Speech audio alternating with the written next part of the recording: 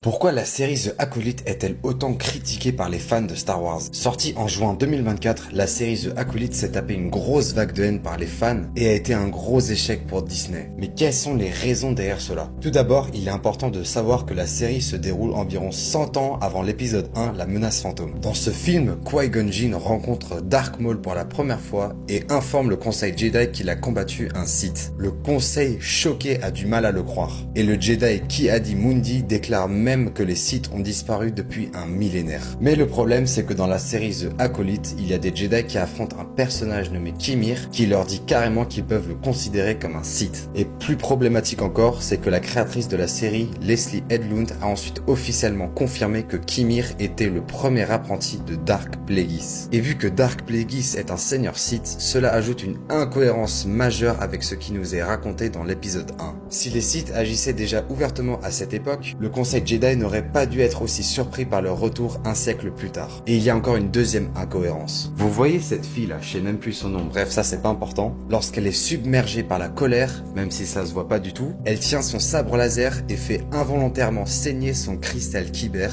faisant passer la couleur de la lame bleue en rouge. Sauf que pour faire saigner un cristal kyber en rouge est un processus long, douloureux et intentionnel normalement.